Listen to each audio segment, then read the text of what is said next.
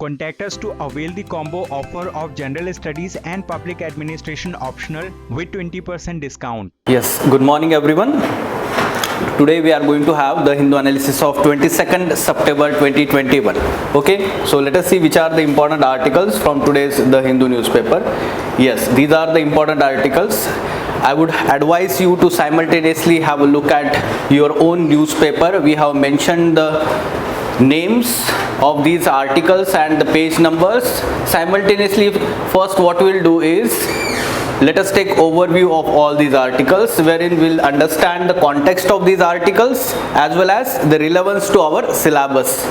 Okay, so first of all, mains related articles. Have a look at this article related to AUKUS security agreement on page number 6. This is relevant to our GS2 paper, international relations part. Okay, so this article is talking about the geopolitical and strategic significance of this AUKUS agreement, security agreement. Okay, so we have to analyze from international relations. Those who are having PSIR optional subject, for them also it is more important.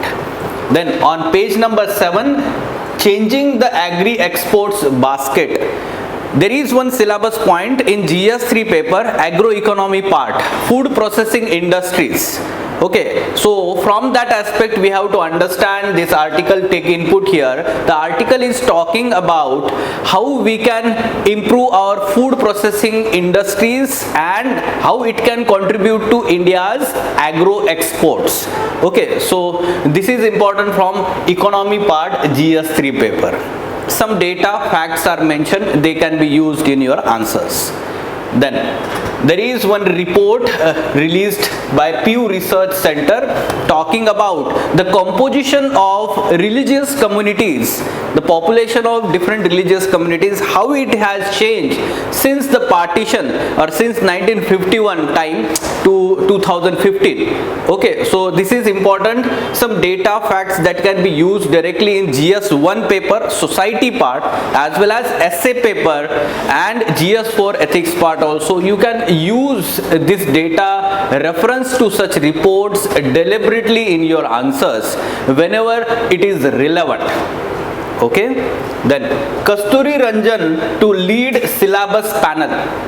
Okay, so NEP, that is National Education Policy 2020, the draft of that NEP was prepared by Kasturi Ranjan committee itself, and now the framework for syllabus is going to be decided, or for the next year, next 3 years, this panel will decide that particular framework, on the basis of which the NCERT will frame its syllabus of different standards. Okay, so such kind of framework earlier was devised in 2005, and accordingly in 2006 NCERT revised the syllabus of all books, right? On the same lines, now the Kasturi Ranjan committee or panel will decide that framework, and on the basis of that framework NCERT will decide. So as a follow-up to HRD, human resource development and governance part in GS2 paper, education is important aspect of this HRD. You can just have follow-up, or in education sector what is happening in the country, you should be aware about this.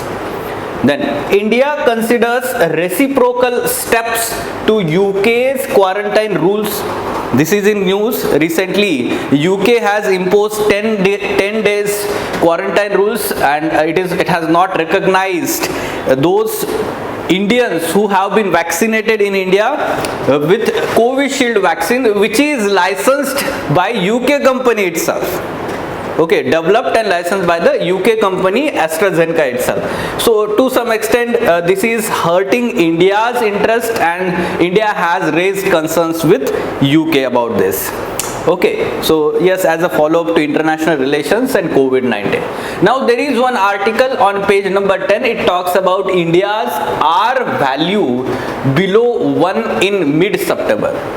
This is good development in terms of controlling this pandemic. R or reproduction value, what do you mean by this R value? This can be asked in your prelims examination. This can be asked in the prelims examination. That's why we have added in the prelims part here. Okay, and finally practice prelims MCQs on today's current affairs.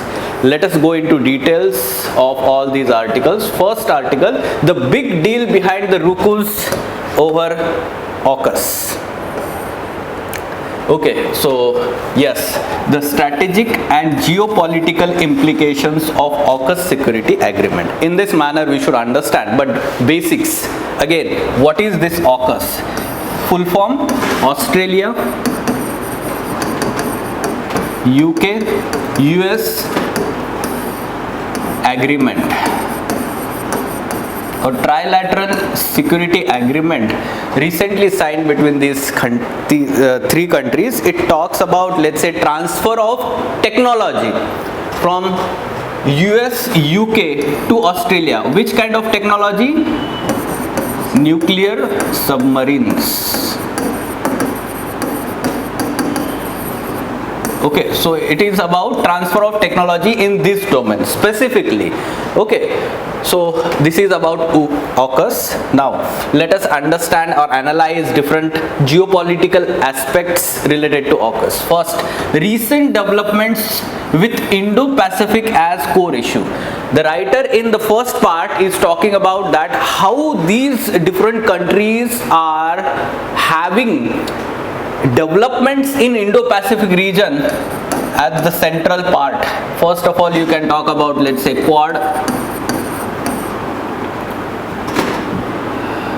quadrilateral, or we can say Malabar exercise. Yes, this year it happened in late August 2021 in Western Pacific region. Okay, and last year we added Australia as a part of Malabar exercises, right? And now it has become, let's say, similar to quadrilateral exercises, US, then there is Australia, then there is Japan and India. Okay, Malabar exercises. At the same time, recently UK ship entered into Japanese water after having exercises with India, then Malaysia, then we can say Hong Kong. Okay, so in this manner it went into, let's say, South China Sea, waters of South China Sea, disputed waters. So that means UK is becoming more interested in Indo-Pacific region. You need to be aware about this development. You need to write them in your answers. Okay, whenever we are talking about how UK has shifted its interest. Then you can also talk about how France has taken interest. In April 2021, France had naval exercises or participated in multilateral naval exercises in Indian Ocean region with these Quad countries. Okay, so in this manner, France, UK, US, Australia and Japan, they are very much, let's say, cooperating, including India, in Indo-Pacific region. Now, growing defense budgets of Japan and Australia. Now we know that they are to some extent threatened by rising China, its economic and military power, and more assertive aspect in Indo-Pacific region or South China Sea region. So interest of Japan and Australia are threatened there, right? And because of that, their defense budgets have increased. For example, this year Japan's budget has 2.6, defense budget has increased by 2.6%. Or Australia's budget has increased, defense budget increased by 4.1%. So it shows that there is some kind of threat perception growing in that region by these countries towards China. Then the fresh opportunity to UK to reinsert itself more directly into Indo-Pacific. We know that Brexit happened, UK separated from EU. When let's say UK was there in EU, there was some soft approach. Okay, and let's say all these countries together took decisions. UK was not able to take unilateral decisions there. Now UK separated from EU and it wants to come into the game. in Indo-Pacific region, geopolitical game we can say, right? So through this UK has entered already. UK has been part of, let's say, Five Eyes. What is Five Eyes? You should be aware about this grouping also. FYEY. Okay, so this Five Eyes is basically the intelligence data sharing alliance between 5 countries. Which are these 5 countries? UK, US, Canada, and then there is Australia and New Zealand. These are Five Eyes. Intelligence data sharing grouping, okay, alliance. So UK has been there as a part of Indo-Pacific, let's say, geostrategic aspects, and now more assertive, let's say, role will be played by UK in Indo-Pacific. However, we should understand that AUKUS is not substitute for Quad. There is concern now raised about this, and India also made it very clear. There is one article in today's newspaper where the government of India's representatives said that it is not going to substitute Quad. There can be question in mains examination regarding this, okay, whether AUKUS will substitute Quad. But we should understand it will not substitute. Why? Because AUKUS is specifically the security collaboration, while the Quad is not security alliance. It is not security alliance. We have specifically always emphasized that Quad is not security alliance or defense related alliance. Rather, Quad is a broader platform of coordination and consultation in different areas among these members. Which are these areas? Including security, we can talk about Indo-Pacific region, peace and stability in Indo-Pacific region, or rule of law or rule-based global order. We can talk about critical technologies, cooperation in critical technologies, right? In this manner, we should understand the broader platform. Right, so that's why we are saying that it is not going to substitute. At the same time, Malabar exercises, it is not naval alliance. It is not naval alliance or security alliance. Rather, it is just exercise between navies.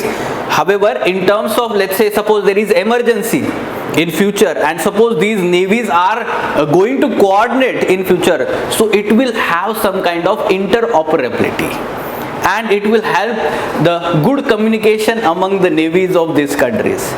Okay, so in future it may have some significance, but it is not naval alliance. In this manner, we should understand that AUKUS is not going to substitute Quad. Yes, ultimately in conclusion we can say that Australia, by gaining this critical nuclear submarine technologies, will ensure that it is having some kind of deterrence towards China and its assertiveness in Western Pacific, right? And therefore we can say a new balance of power in Indo-Pacific. This can be asked as a direct part of your statement in the question. A new balance of power. Okay, so these are actually specific terminologies in IR section. We all know that. Okay, whenever we read such kind of articles, such terminologies we come across. So what kind of question can be asked here? Discuss the strategic and geopolitical implications of AUKUS security agreement in the Indo-Pacific region. Straightforward question.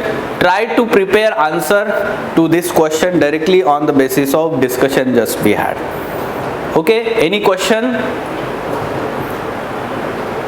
You said indirectly to controlling of China. Yes, please repeat. Sir, are you getting my voice? Yes, tell me.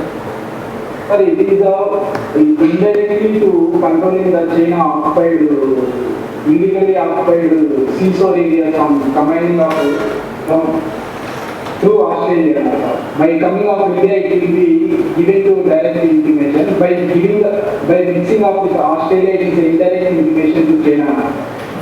Indirectly, not directly, right? It is intimating to China. China has given the statement that this is wrong thing, it is against China, or we can say that it will further increase the arms race. This is how China is reacting. But China itself is building its own defense power or militarizing its own strength, increasing its military strength, right? So to some extent this is double standard behavior of China. Okay, so indirectly it is directed towards assertiveness of China in South China Sea and East China Sea and Western Pacific region. Okay, so through this actually US and UK wants to prepare countries like Japan and Australia. India is not, let's say, focused on that. India will not use that against China, such kind of technology. Okay, India always maintains that we are autonomous, or that strategic autonomy thing is there, or India will not use such kind of military deterrence against China. It will have some kind of soft approach there. As we are neighbors, right? There are some direct implications. Well, given the same coordination with India, it may lead to direct conflict between China and India. So that's why they are shifted to China, Japan and Australia. That is the main determination. Yes. Try to understand our strong sphere of influence is Indian Ocean region. And then we will talk about South China Sea and Western Pacific. Okay, so whenever it is Indian Ocean region, these countries will coordinate with India more. And when it is South China Sea and Western Pacific, Japan and Australia comes into picture, largely. Okay? Yes. Now, moving on to next article, changing the agri-exports basket.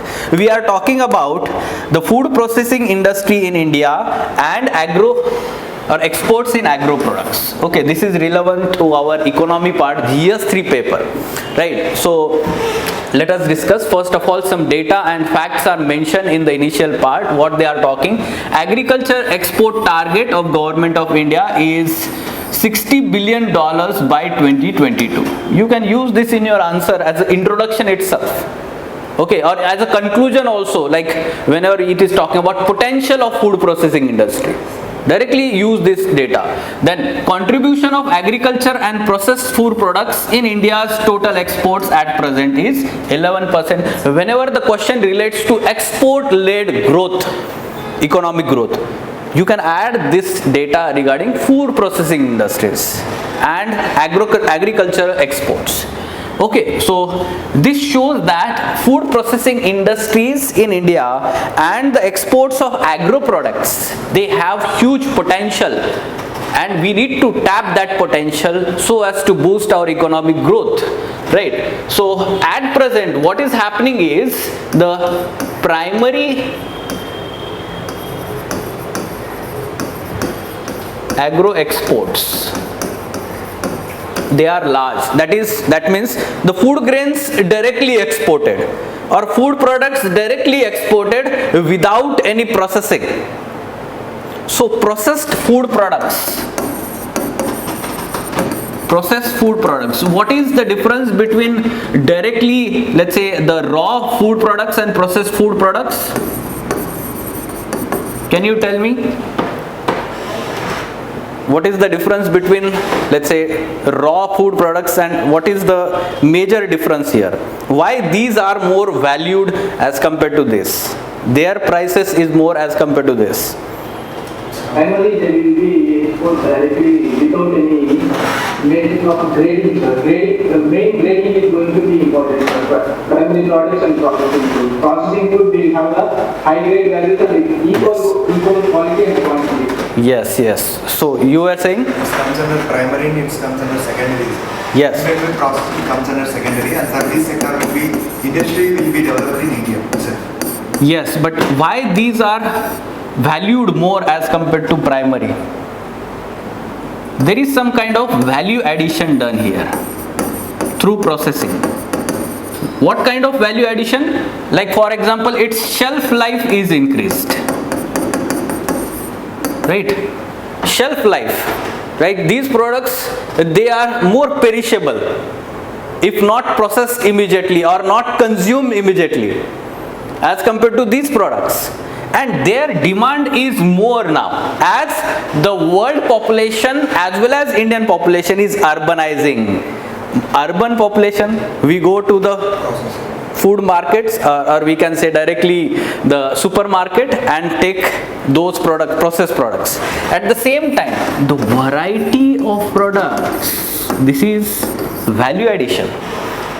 Okay, directly consuming milk and consuming different, let's say, products derived from the milk. There is butter is there, or there is, let's say, different products are there, right? Like Amul value chain is there, different products, and this improves the value of those food processed products. In this manner, we should understand that now we are shifting towards this secondary agriculture products, right? So Indian agriculture economy is shifting from primary to secondary agriculture. There are some examples mentioned in the article itself. It is giving one example how India's exports of non-basmati rice has increased in recent times. Traditionally, basmati rice has been the mainstay of exports, and now non-basmati rice has been, let's say, their exports have been increased. Along with that, Indian buffalo meat, especially in some of the southeast nations like Vietnam, Indonesia, it has increased. However, some of the products and their exports have also decreased. Okay, so for example, the poultry sector is there, or oil seeds are there, groundnut is there, so their exports have decreased. So there is, let's say, variety in terms of exports of these products also. In some part we have advantage, in some products we do not have that advantage. Let us understand that part here. That is, what are the challenges faced by the food processing industry in export of these food products. The challenges includes, for example, compulsory inspection before, or we can say pre-shipment inspection by the inspection agencies in India. Then we can say that the food standards of Western countries like US, EU, our food exports, they do not match with these food standards, and that's why they do not allow Indian food products. Right? So the standards is major problem, we can say, the quality aspect, the quality standards. Then it is also including health safety standards, quality as well as health safety standards. Then we can talk about, let's say, the certification by spices or spice board for some of the food products. Then we can talk about, let's say, irregular policy by government. This deters private investment. Okay, when there is no stable policy in any part of any sector of economy, when there is no stable policy, private investors will not come there, because whenever there is changes in the policy, the losses will be felt by the private players, so they will not invest in that sector. So the stable policy is required. See, these challenges are there. At the same time, the capacity addition or capacity building in terms of both infrastructure as well as technology. So new technology or updated technology in food processing sector, it is not adopted yet. Okay, so because of that, the capacity building or the volume of production, it has not drastically changed. So yes, challenges we need to convert into way forward. वही तो बात होती है, right? Say it is one and same thing. Many times students, write the challenges and reverse them as a way forward. But you need to support that with some empirical data, government schemes or policies. Right? So in way forward, what you can mention here is that there is one scheme called as Sampada. Do you know about this? food processing industry. Umbrella scheme is there, Sampada scheme.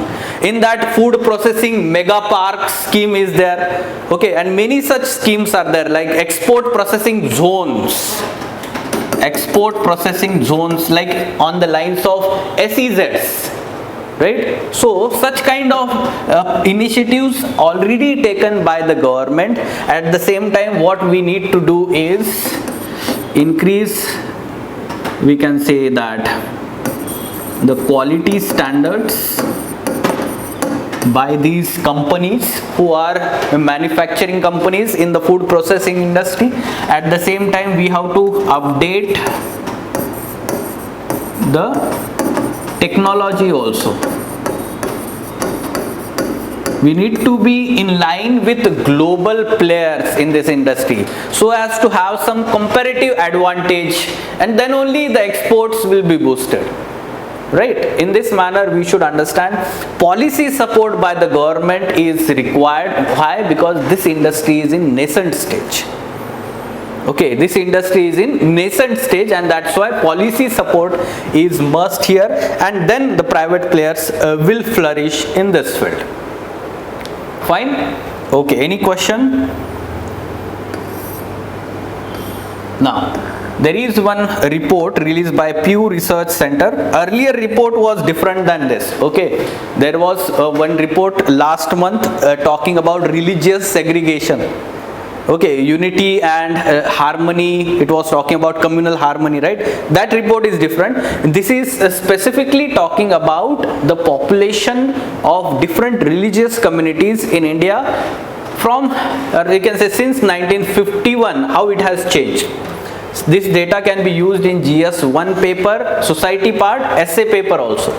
Yes, due to declining and converging fertility patterns of Hindus and Muslims, there have been only marginal changes in overall religious composition of the population since 1951. Declining and converging, the two terms are used. That means both fertility rates of all the religious minorities as well as Hindu community, they have been decreased. Fertility rates, though at different rates, but they have been declining and converging. Why the word converging? Because yes, declining rate among Hindu was higher as compared to Muslim, but in recent times they are now almost same. Like 2.1 is or 2.2 is for Hindu community, and around 3% here it is mentioned, overall rate, average fertility rate for India is 2.2. Okay, and we can understand that for Hindu community, this is the replacement rate we have already achieved, and at the same time for Muslim community as well as other communities, it has now come near to Hindu community. That's why the converging. So that's why it is saying that overall religious composition of population since 1951 has not substantially changed. The proportion of Hindu population as compared to other, that has marginally declined. Marginally we are saying. However, the population numbers in terms of absolute numbers, that has grown for all population or communities. Okay, absolute number, that is growth in terms of numbers, growth in population. At the same time, it is talking about the migration patterns, like more than 99% of the people who live in India were also born in India. That means migration has also not affected India's population composition. You should be aware about this data. Okay. So there can be question like how migration is affecting demography of the country. In GS1, we are expecting this question. Whether migration, immigration, outmigration is affecting demography of the country. Not significantly according to this report. 99% people live in India were also born in India, it is saying.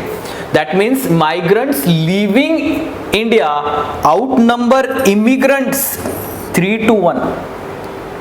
Okay, so that means leaving the country, the people leaving the country are more as compared to immigrants coming into the country.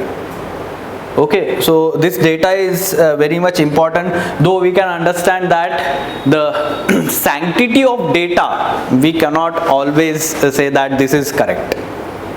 But you can give reference. This is, we can say, a very standard, or we can say noted non-profit organization, Pew Research, all over the world. The religious conversion has also had negligible impact on India's overall composition. So there are no significant number of religious conversions in India. Always debate on religious conversions. Many states are coming up with anti-conversion laws, like UP government is there, right? So many states are coming with this anti-conversion law. In the let's say concerns related to, many times there are forceful conversions, right? So this data shows that there is negligible impact on India's overall composition. 98% of Indians adults still identify with the religion in which they were raised. Okay, so this shows that only 2% may have changed their religion. So this is significantly less. So this data can be used in your mains examination answers. Now, Kasturi Ranjan to lead syllabus panel. Just you should be aware about this, what we are talking. Yes. K. Kasturi Ranjan, former chief of ISRO. So he is going to head 12-member steering committee responsible for developing new national curriculum framework. National curriculum framework. This national curriculum framework will be used as a basis by NCERT to develop the syllabus for each standard. So earlier it was developed in 2005, and now this committee, steering committee, will develop 4 such frameworks separately for let's say curriculum for school education, teacher education, early childhood education and adult education. Now this is new, right? Early childhood education is mentioned in the new policy, national education policy, right? So that's why on that particular aspect of policy, the framework, new framework, separate framework will be developed, and the syllabus will be further developed by NCERT. Fine? Okay. Now, India considers reciprocal steps to UK's quarantine rules. Let me tell you background here, that recently UK has come up with new rules saying that it is not going to recognize fully vaccinated individuals from India when they are coming on the visa, on the basis of visa into the country. They have to undergo 10-day quarantine along with tests. Right, so these rules are discriminatory, that India is saying to UK, and it is considering the reciprocal let's say actions to the UK nationals coming into India also. Okay, so this is what we are talking, but you should be also aware about the brief background here. In recent times, UK on August 8 moved India to amber list, taking it away from the red list. This opened the British visit visas to Indian travelers irrespective of vaccination status. But now these rules goes against this. Okay, so we should be aware about the developments, and we should be also aware about India's policy. India has kept tourist visa suspended. Up till now, no tourists are allowed from the foreign country in India, which is preventing vaccinated British tourists from entering into India. Okay, so this is to some extent double standard from India also. India is not allowing British nationals and not giving tourist visas to British nationals who are fully vaccinated, and we are saying that allow us. But the concern here is that Covishield vaccine is developed and let's say licensed by AstraZeneca company, right? And at the same time, we have exported these vaccines to UK. UK has used these vaccines to vaccinate its own nationals, and they are saying that we are not. Okay, so UK might be considering that there are some cases of fake vaccination in India. So fake certificates may be provided. Okay, so these countries may be concerned about this. There are cases, right, in India. They are providing some saline solution. Some of the nurses mistakenly providing saline solutions. There was one case in UP recently, right? So such kind of things are happening, but they are rare cases are there, right? So in future we will see what will happen, what UK will respond to this, right? Now India's R value below 1 in mid-September. This is good thing. And yes, the states like Maharashtra and Kerala also, their R value is less than 1. But some of the cities, their R value is more than 1. Like for example, Mumbai, Kolkata, Chennai, Bangalore, let's say their R value is more than 1. But cities like Delhi and Pune, their R value is less than 1. But what is this R value? Remember this, it is reproduction number, or let's say terminologies are, which refers to how many infections or how many person an infected person may infect on an average. Okay, there is no timeline, but suppose I am infected person, how many other people will get infected from me on an average? The calculation is done, and less the number of infections or less the number R, that means when I am getting infected I am isolated. Okay, I am not, let's say, coming out, I am not let's say allowing other people to get infected. Okay, so this is the control indicator of controlling this pandemic. Remember this. Okay, why we are saying that remember this? Look at this question then.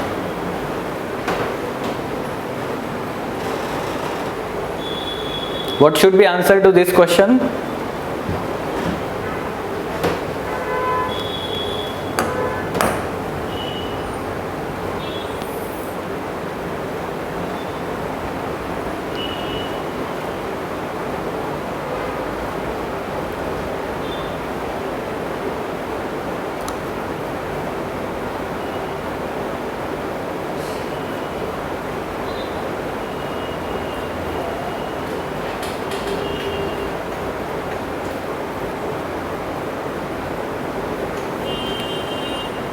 Yes. Just now we have understood this. There is confusing statements. Actually, I have framed this in such manner that if the student is not at all aware about this, he is surely going to mark it incorrect. And UPSC does that. Okay. So yes, R value, many times students may think about this, because are reinfected, it may be there, right? If students are not knowing exactly meaning, yes, C is correct here, right? So the number of persons an infected person infects on an average, this is R value or reproduction value. Okay, so R value, such terminologies are there in last 1 year in news. Okay, in terms of COVID-19 pandemic, we are expecting such questions in prelims examination. Okay, is this clear? So answer is C here.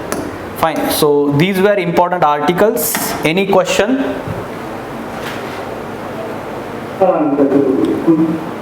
Food products, we are discussing one article last week, we are exporting of other countries. Yes. So, most of the countries ordering from the India for good grade food products. Why can't the India is not able to distribute the over to our country people? That the same product, same grade food quality products to be over the India. What is the drawback on that? We are exporting, but we are not able to dispatch to our people. What is the drawback in that? See, whenever we are exporting, we are trying to get more value here on those products. In India, the prices of these food products is comparatively high than the international market. Okay, and because of that, the consumption of these food products largely happens in India itself. Try to understand. Whatever the food processing industry that we have in India, largely consumption is their domestic consumption. Okay, because the prices are higher, and because of that remuneration that these companies, or the profits that these companies are getting, is more. If the values, or let's say the prices in the international market would be more, they will be exporting more. To gain more profits, they will be exporting more, right? So this is actually the major concern. But the important challenge or the obstacle here is that the safety standards, health safety standards by the Western countries, European Union countries, and US or Canada. So the major concern is the health safety or quality standards for these food products. Sir, is there any chance to, in the cultivating stage only, we need to encourage our farmers to give the more production and the good quality seeds? Is there any chance to Yes. to motivating the crop producer for Yes. distributing of good quality? There can be, yes, there can be, and already genetically modified crops are there. Okay, or the varieties are there. So when they are, let's say, given to the farmers, when they are having good quality seeds, or in terms of health safety, they are accepted by the other countries, then it will surely help in export of these agricultural products. Okay, but we are talking about food processing here largely, and food processing adds value to those products, right? And we need to strengthen our capacity. It will result into more employment generation also, along with, we can say that in terms of GDP contribution, along with that employment generation, it has huge potential. Right? Largely these processing industries are located near rural areas, or near, we can say, source material, raw material, which is from rural areas, right? So that's why it has some kind of employment generation potential. Some kind of skill development can be there, and immediately that can be used in your industries. Okay, any other question? Okay, then let us stop. Tomorrow we'll meet at the same time. Thank you.